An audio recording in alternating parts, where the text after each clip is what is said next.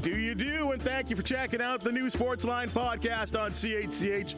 I'm Bubba O'Neil. Folks, as we tell you all the time, Southern Ontario is a hotbed for successful teams, athletes, executives, and in today's case, broadcasters. And we love to uncover their personal stories. Today, we've got a real good one for you that's become the dean of the Hamilton sports scene.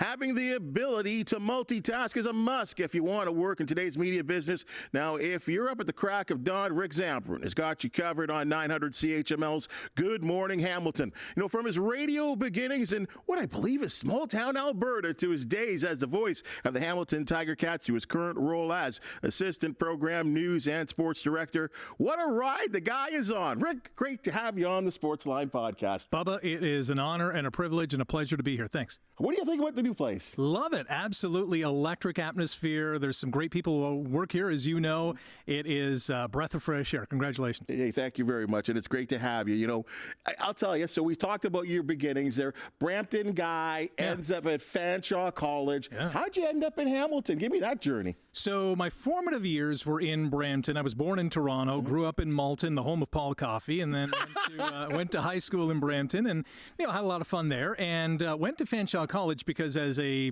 8-year-old kid, I would watch Hockey Night in Canada and fell in love with the Maple Leafs and, Bob Cole calling the games. And I thought, man, I want to do that. That sounds like a lot of fun. And so I did some research, found that Fanshawe was not too far away from the GTA, understood it was a fantastic program. And so away I went and spent 2 amazing years at Fanshawe, learning everything under the sun from cutting audio to asking the right questions to learning about journalistic integrity, and had a lot of fun along the way. Mm-hmm. And then from school to Hamilton. So that's a bit of a winding road. Uh-huh. So after school, and this is, Fanshawe's in London, Ontario, I thought I need a job in the industry. So the first foot in the door job was in Chatham, Ontario, which is further away from where I grew up, but it was getting into the business, did some weekend news anchoring, some weekday reporting at like Chatham City Council or Wallaceburg Town Hall. It was not very glorious at all, no. But it was a lot of fun because you cut your teeth on, all these things that you learned about in school, and now you got to apply it in real life. From Chatham, and it was just a part-time job. I thought, now I need a full-time job. So scouring the nation, this is in the mid-90s. We're in recession mode, and there's not a lot out there. And so along comes an opportunity in Fort McMurray, Alberta, which is 500 kilometers north of Edmonton. I still remember the bus ride with my then-girlfriend, now wife, who, and I'm not sure why she ended up marrying me after that trip, but listen, 500 kilometers between Edmonton and Fort McMurray.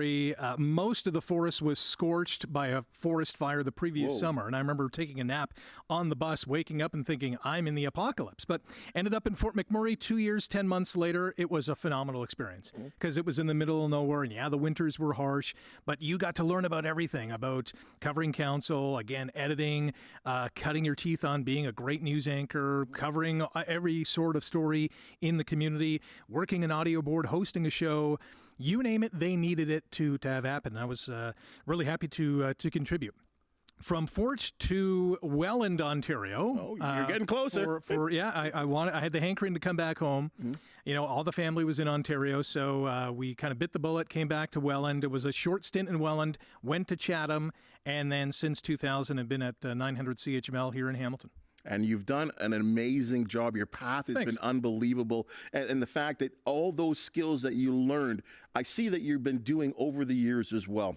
The time now is 2007, I believe, and Tim McAuliffe is leaving his role as the Tiger Cats play-by-play guy, which I think he only did for a year or 2 years. 3 years. It was 3 years? 3 years, yeah. Okay, so 3 years, not a real long time. And I remember getting a phone call from someone in the Tiger Cats organization saying there's going to be a job available, a play-by-play job. And like yourself, I wanted to do play-by-play and something I envisioned myself doing. Yeah. I was already in sports. I had done, I think, 4 years. And people forget this, that the Tiger Cats, not every game was on television back in those TSN and CBC days. Yeah. There was generally about 3 games and always a preseason game at Iverwin Stadium in which Kojiko covered, and I was the play-by-play guy. So it just seemed natural to me that I would apply for this job. Well, I guess there appeared to be what I believe 2 rounds, and I know I cleared the first round. And then I got a phone call saying, Bubba, you didn't get the job. Oh, no. So then I said, look, okay, I know you don't normally do this, but who got the job? Rick Zamperin got the job. Sorry, Bubba. Tell me about those days. You did it for... Well, I did it from 2007 to 2014. Right. So 8 seasons, 7 years, however it computes. I'm bad at math, obviously. It was fun. It was, and I remember my first broadcast, and this was, as an 8-year-old wanting to do play-by-play. I thought it would be in the hockey world, but it turns out to be in football, and it was more than I could ever have dreamed of, because you're at the stadium, you're telling the story of what's happening on the field, all the raw emotion and the things that people don't see and in a radio world can see. So you're really painting a picture as to what is happening, not only on the field and where the ball is going, but what's happening on the sideline. Is there an injury? Why are the refs meeting, or whatever the case is? And that first broadcast, it was at Canadian Stadium, old Canadian Stadium in Winnipeg. I remember walking up the stairs, and there was like 17,000 stairs. Coach Sal and I, John Salavanis, walking up the stairs, lugging all this equipment. And it was pain-free, because once the broadcast started, it was, wow, I finally have made it. From an 8-year-old guy to finally, realizing the stream. So let's face it, the Ticats had some horrible teams during my tenure, at least at the start of it, the Charlie Taff era, back-to-back 3-15 campaigns. But I became a fan of this team long before that. It was 2003, the bankrupt year, in which they went 1-17, and players were waiting for paychecks, and the league was running things. And I just looked at this team and thought, here's guys who are just coming to work every day, not knowing if they're going to get paid, and continue to slug it out, and they're not winning. And all of a sudden, they beat Saskatchewan in overtime on a crazy game, and through all of that, finally, this team picked up its mojo and started, with Bob Obilovich coming in, and, the rest is kind of history in terms of the success they've now had over the last, number of years. But, and I remember the Grey Cup in 2013 in Regina, Mosaic Stadium, old Mosaic Stadium, and Coach Sal and I calling it from the end zone. We have no depth perception. No, it's looking hard. at the monitor thinking, how are we going to do this? But we got through it, and it was such a fun time. And let's be honest, and for those that don't know, and I know there's probably people that know him from your broadcast days, a little bit after that, and then of course right now on the Ticats audio network. Coach Sal, what a treat. He is a living legend. The amount of football knowledge I consumed from him, I've probably forgot more than I have, retained, but he's such a solid individual, a class act, always gives you the time of day, and taught me so much about the game. Agreed. And a lot of it was just through osmosis and during the broadcast, and him just pointing out little things that I would have never even thought about looking at. I carry his saying with me that about football, your offense is only as good as your offensive line. And it's so true. If you don't have a good offensive line, you can't move the ball. And man, he knows so much about football. It's just, and he's such a great guy. He's done well in this community. I mean, a guy who's gone to the Grey Cup, won the Grey Cup, and has been an outstanding coach and now an outstanding broadcaster. Yeah, he's unbelievable, and a treat for me to work with still to this day. You had the pleasure, as I did there for a little short time, of calling games at the old barn. Something special. I mean, I always say to people that I miss it, and I do miss it. Yeah. But it was time. It needed to be changed over. I mean, Iverwood Stadium had been around there for almost 100 years and needed change. But there was something, Labor Day games, there was just something about that crowd and calling games there. What a pleasure. It had a mystique, and not to say that Tim Hortons Field doesn't, because there's a certain level of mystique there, but Iverwood Stadium with their cold visiting room showers, their cramped quarters, the increased capacity that it had, especially on Labor Day when we saw a full house, just the whole vibe around the stadium. I called it the Fenway Park of the CFL because it was, the oldest stadium and was a little rough around the edges, but we loved it because we were right on top of the action. The press box was nothing to write home about. It was, kept together by some toothpicks and matchsticks and just held together by duct tape, but it was a great place to watch a game. You were so close to the action. The seating maybe wasn't as comfortable as, the new amenities at the new, donut box, but boy, it was awesome. And, the ghosts of Tim Hortons Field and formerly Iverwood Stadium. I mean, you could just kind of feel that at the venue, and you still kind of can at the new one, but Ivor Wynne holds a special place in my heart, and I think the hearts of many Ticats fans. There's no doubt about that. And these Ticat fans, and this is why, I mean, it is really hard to believe in a 9-team league that the Tiger Cats have not been able to lift that Grey Cup and the fans to enjoy it since 1999. Yeah. It is such a passionate fan base. And still to this day, you get to interact with that passionate fan base, win or lose, on the fifth quarter. Yes. Can you take me through what 1 hour of talking to a Tiger Cat fan base is like after a win or loss? Well, it's there's two very different things. After a win, it's a very calm and serene 1 hour show. And it's always looking ahead to the next game and some minor tweaks that can happen with this team. After a loss, Bubba, it's very different because people want to fire everyone or change the quarterback or they should run a bunch of screenplays. But that speaks to the fandom and the passionate, vibe that's in this community when it comes to Ticats football. They're so invested in this team that with every transaction, that with every tackle, that with every touchdown, they want to see this team do well. So after each and every game on 900 CHML, we fire up the phone lines and hear from fans on the fifth quarter, and it's such a treat. It's the easiest show that I'm ever going to host because I do minimal talking other than introducing the show, offering my thoughts, and then the phone lines light up, and it's awesome. I mean, being part of the Ticats audio network and knowing that I'm throwing to you basically, I mean, from the end of our broadcast to the beginning of yours, like it is, for me, it is race to the automobile. So I can hear exactly, I mean, I know what I think about the game. And of course, guys like Fan Twos and Tucker and RJ Broadhead, we've already talked ourselves out about the game, but to hear the fans and then to hear you just kick back, and boy, the passion is unbelievable. But at the end of the day, though, they, no matter what, and I know you know this, they still love their Ticats. Absolutely, yes. Even after a loss, when they're irate and they want to see changes, they want to see this team do well. And for me, and I say this is the easiest show because this is a show about the fans, and this is their opportunity to vent or praise or do whatever they want to do. And fans, from time to time, they do a phenomenal job. There are some that make some unique suggestions when it comes to changes or whatever the case is, but that's just them being a fan. And sometimes they think a little too far outside the box, but still, you can't knock them for doing so because they love the team. After the playoff loss to Montreal, you were on the call with someone that was clearly a fan for maybe generations after generations, and I heard them say that Bob Young should be fired. We've gotten a few of those. Yeah.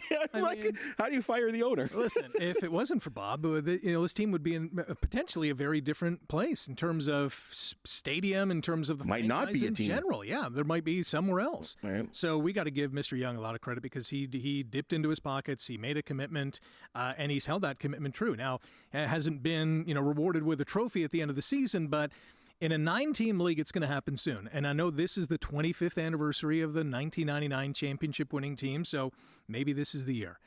Maybe it's not, but we can hold out hope. You love to interact and show your appreciation, and not only for the Tiger Cats. I know there was a video that we just ran, and we maybe run it again. Just it's real something I actually look forward to. Yes, that to see you celebrate you walking into work and doing your thing, singing your song. What's this all about? So this is, sometimes the best ideas just kind of come to you. And after one particular Leafs game, this was a Leafs playoff loss, I thought, you know what, I have to express my emotion in a different way. And that way was to basically launch the, blank fans going into work today. And as you can tell by some of the reactions, it's either irate or sad or very happy. And so I'm glad that people have kind of caught on to it. It is a lot of fun to do. And sometimes, and these are spontaneous. This isn't me just planning. It's, me kind of driving into work thinking, what am I going to do today? How am I going to react to what happened the day before or the weekend before? And it's been a lot of fun. It is fun to watch. I really do look forward to seeing it. Hey, you've been around again long enough to see what's going on with our Hamilton sports teams, and As we had Mike Morreale on yesterday, we were talking about the loss of the Honey Badgers and, and the fact that, the Bulldogs are in Brantford now. And is our future good here for sports? What are your thoughts? I'd like to say yeah, and I think I'm correct in saying so because, I don't see the Ticats going anywhere. They're a brand that has been here for, 150 plus years. The Bulldogs is an interesting scenario because they and owner Michael Andlauer has a big decision to make. When that lease is up in a couple of years after this season, do they stay in Brantford? And Brantford is really committed to building a new arena there, a complex or, entertainment center, as they like to call it. But that's a big decision because it seems like Brantford has been very hassle-free for what now is the owner of the Ottawa Senators, too. So if he can have one less headache and stay in Brantford, that might be a win-win. But in saying that, there's a new arena that's coming to downtown Hamilton. And what is that going to look like? And how is Mr. Andlauer going to feel about that? And, by that time, it could be hey, let's make this move because this is the right thing for the franchise. That's going to be interesting. Apart from that, the other franchises and teams in this community are well entrenched. I know the Badgers have gone, but, McMaster Marauders, whether it's football or basketball or volleyball, they've done some amazing things over the years. The Rock and what they brought to Hamilton has been astounding. It has really surprised me that that fan base has come down the highway and continues to support the team, and a lot of new fans are going to those games. Well, I think lacrosse is big in this area. Massive, it always has been. I mean, my days in junior A dealing with that as a PR guy with the Bengals, or the old Bengals, like it just they're flocking to this. The only thing is, I'm getting Jamie Dawick on this. Okay, this Toronto Rock, it's a Hamilton Rock. Yeah, I say we just call it Hamilton Rock. Like, let's do it. I think the time is right. I think enough time I think has passed for fans to realize that I'm driving to Hamilton to watch this Rock franchise. Let's call a spade and go Hamilton Rock. The team that I think is the most interesting to watch right now, in fact, it's the league. It's actually, in its own way, become kind of cool. The IBL. The Cardinals got something. They got something going. I mean, they've been around for eons. Close to 75 years, I think. Yeah. And they've had some name changes. I think the Thunderbirds at one time, back to the Cardinals. And then you've got Welland down the road, the Jackfish. Jackfish, love and, that name. And they've got this social media thing there. They're going back and forth. Brantford, kind of not very good, But they're all having fun. And attendance at these games increase. It's phenomenal. There's nothing like in the middle of summer spending your hard-earned money watching these guys who are not making a gazillion dollars at the ballpark, chomping on some peanuts or Cracker Jacks or whatever they're serving that day, hot dogs, whatever your fare is, and just watching these guys go at it is so fun because these guys are in it for the love of the game, and they're not going to take a day off, and very rarely do they do that. And the competition, I know there are some really good teams and some really bad teams, but at the end of the day, it's baseball. And if you love baseball, the Hamilton Cardinals, Bernie Arbor Memorial Stadium is a great place to catch a ball game. We have a great sort of discussion here that Scott Radley, one of your cohorts, also a writer at the Hamilton Spectator, brought up. And it's got something to do with that. Do we have to talk about these Well, things? I mean, it's right on your profile. It is. Beloved Leaf fan, I think you call yourself. Like I mean, there's the Leafs, and then there's these guys. Yeah. We've already seen the Raptors. What's going on here?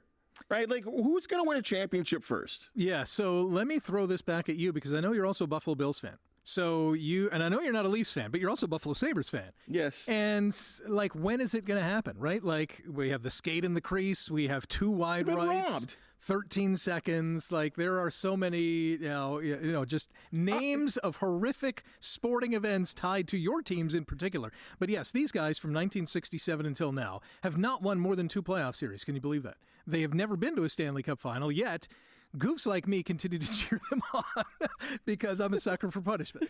How? How is it possible? Think about the teams that have been, I'm not saying won a Stanley Cup. They've at least been to a Stanley Cup. Yeah. Almost every franchise, except some of the new ones, has been there at least once.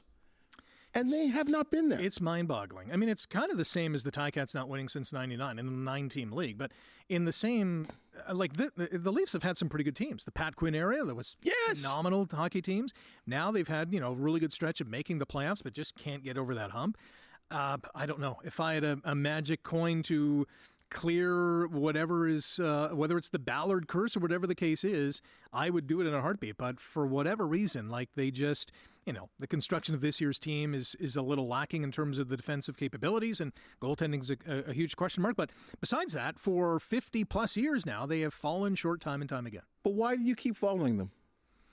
It is the hope, and it is the dream, and it is the one day, Bubba, it's going to happen. And it would be the worst thing in the world to jump off the bandwagon and then the next year or 2 or 5 years down the road, they end up doing. I think whenever it happens, and knock on wood, it's sometime soon, that the journey will be so worth it. And I'm sure as a Bills fan, if they ever got to the pinnacle and ended up actually winning the thing instead of losing 4 times in a row. We've smelt it. We've smelt it. It would be amazing. So... And I know the Raptors had their moment in 2019. It was a glorious, amazing parade. Well done. And if they ever did it again, it would be phenomenal too, although, they're in rebuild mode. But if the Leafs did it, or the Bills did it, or the Ticats did it, the celebration would be that much more exciting. Just like when the Red Sox finally broke the Babe Ruth curse. Yes. The Cubs finally broke the GOAT curse. Like, it was phenomenal. You mentioned the Bills, and it would be remiss, this is my time for a little domination. Oh, okay. One of our little fast facts said something about you having a man crush on number 13 of the Miami Dolphins, Dan Marino. And it was my guy, number 12, that kept blocking him from getting to that Super Bowl. Yeah. Okay, so here's the situation. Dolphins win a Super Bowl or Leafs win a Stanley Cup. Wow. Yikes. As long as Pat Mahomes is in the AFC, that's going to be hard for the Dolphins or every other team. I would have to say, I'm going to make a fool of myself and say the Maple Leafs. Oh, no! I think it's really, in the NFL, it's really hard because you play once a week. You're playing 17 games now, and come the playoffs, it's one and done. Whereas the Leafs have the luxury, if you can call it that, of, yes, it's an 82-game grind, but in the playoffs, you have a best of 7. So I think the opportunity to advance is a little bit higher because in football, you can have a bad day, and your day is done. Or you can have a good day, and still the luck's just not on your side. So I think it's much difficult to win a Super Bowl when you're a team that doesn't have the elite talent. I don't think the Dolphins are there. The Leafs have a lot of that elite talent. I mean, they have 4, maybe 5 guys you can put in that. Here's 5 guys who could probably lead them to the promised land. But, winning the Stanley Cup's hard too. Like 4 rounds, you got to win 4 out of 7 each time. Maybe they just won't ever win again. How about that? Well, I'm not going to say that's going to happen, but boy, I mean, you just based on their past history, it just seems to be failure after failure, and then they give you a little sniff, and it's like, Austin Matthews may score 70 goals this year, which is, hasn't been done in multiple decades, and that's tremendous. And you feel like a team that had a guy like Austin Matthews that will challenge a Connor McDavid, a Kucherov, McKinnon for the MVP, that they should be, at least a top 5 team, but they're not. They're hanging on to a playoff spot. Well, I will say this. As a Leafs fan, it is, and I discussed this with some of my coworkers who are Leafs fans too, we have been, I think, spoiled of late with the likes of Austin Matthews, who we haven't seen, with this franchise probably since Wendell Clark or Rick Vaive, or maybe Doug Gilmour to a different, extent. But having a superstar who wins MVP awards, which we haven't done in decades, we're enjoying the moment because we know that it is so hard to win a cup, and we're really not expecting any trophies at the end of the year. It's prepare for the worst or expect the best, prepare for the worst. And that's where we are at right now with this franchise. But they are fun to watch, right? Like they can put the puck in the net. They don't defend very well, but that adds to a lot of intrigue, especially come, the last 5 minutes when they're trailing by 2 and manage to tie the game or try to win in overtime. You and I share a secret love, and it's almost like a secret passion that, not everyone has been a part of. And it's actually gotten a little bigger over the last couple of years due to a show on Netflix. You and I have exchanged social media blurbs at 8 in the morning, which is always fun because it's Sunday and it's F1 Sunday. Big news today. Huge. Big news today. Well, as a Ferrari fan, Bubba, as you know, I'm quite shocked but happy in the same light, although wishing this would have happened 10 years ago. Yes. Lewis Hamilton, the reports are that he's moving to Ferrari and going to take the seat of Carlos Sainz Jr., who's a pretty good driver, but he's not Lewis Hamilton. He's not a 7-time champion. Shocking, obviously, to Mercedes. I saw their post on X, which was just a surprise kind of emoji, and they didn't see that coming. So This is earth-shattering for a guy of his ilk to say, all right, I'm going to go to the marquee, team in F1, the team that has, over the decades has been, that pinnacle of, the Montreal Canadiens of Formula One. But wow, this is very intriguing. It reminds me of the 96, 97 era when Michael Schumacher would come off 2 F1 World Championships with Benetton. Couldn't have been more successful. Yeah. And he made a move to Ferrari, who were in the pits at the time. They were not putting together good cars. I think Jean Alesi was there. They didn't have great drivers. They didn't have a great car. At least it wasn't reliable. And he said something about, you cannot be where I am at this level, at this sport, and not drive the red car. Mm-hmm.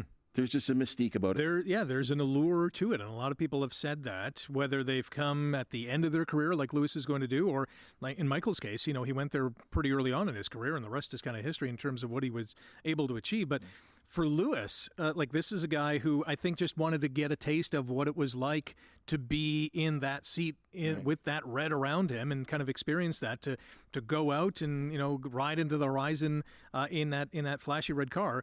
How successful he's going to be is the intriguing part of it, because it's a team that has some success. They can win races. Yeah, but not to the level, obviously, of Red Bull. Red Bull's light years ahead of everyone. For sure. Mercedes is there. We've seen McLaren come on over the last little while. Ferrari's right there as well. So is he a guy who can take that team to the next level and get multiple podiums? I'm really eager to see how he does in that car. Maybe he pushes Charles Leclerc a little bit too. I feel like he needs to be pushed a little bit. And for Lewis, I could think, maybe in his, I won in a Mercedes at Silverstone, but to win in a Ferrari at Monza, I don't know if there's anything better. Yeah, I mean, with the Tifosi all around, the Italian Ferrari fans. That podium that they have? Absolutely. Oh. It's spine-tingling, especially when you're on that team and you're hearing the Italian national anthem and, everyone is popping the champagne corks. It's pretty fun, but can he win? And he's going to be, 2 years older, because it's going to be this season, and then, in 2025 he jumps into the seat. I think he's going to push Charles Leclerc, and he's a guy who I agree needs a good kick in the rear end, because is he too lax? Can he reach that next level? And I think Lewis is a guy that can probably take him there. For sure. One last thing here. Obviously, you've got the morning show at CHML. Mm-hmm. You've done all the shifts in your career. Yes, literally all of them, yeah. When do you wake up in the morning? I'm up at 3. Oh. Yeah, I'm in the building at 4 and on the air at 5:30. And listen, it's a lot of fun, because, and I've said this in the news business for years, it's every day is different, right? You don't know what's going to happen. Yeah, we have a set list of guests that are come on, but if something breaks, we're breaking in and we're asking, a guest, hey, can we get you on the next day? Because this is, late breaking, we want to jump on it. And, just talking to people in Hamilton, what's happening in our community? What is people's biggest concerns when it comes to, their day-to-day lives? And, the odd time we have some fun, and the odd time we have to get a little bit serious, because there are some big topics we got to talk about. Well, Rick, you're doing an outstanding job, and from an outsider here who still listens to the radio and thinks that radio is important. You, as I said, you've become. We've had some deans, and your station as well too, and this station as well too of news people that they have just etched themselves into this community, and you're no different right now. It's your turn, and it's really fun to enjoy your talents as well too. And I wish you didn't get that job from me. But, that's the way. Look at you now, though, Bubba. Look at you now. Hosting a podcast. Hey, life works out in the way it's supposed to go, right? But anyway, thank you for joining us on the Sportsline Podcast. Hope you can come back again and share some stories. We can talk about maybe Lewis again winning that race. I'd love to come back at Imola or Monza, for that matter. Hey, folks, we love talking sports from a local, provincial, and national perspective. If you do know of an athlete, team, or event to promote, the Sportsline Podcast wants you. You can contact us on many of the CHCH social media platforms, and we'll get you on the couch. We'll promote whatever you want. And while you're at it, please comment, hit the thumbs up, like, and subscribe button, because we certainly do appreciate your feedback. For the wonderful minds and hands that make this podcast possible, thank you for joining us, and we will see you tomorrow.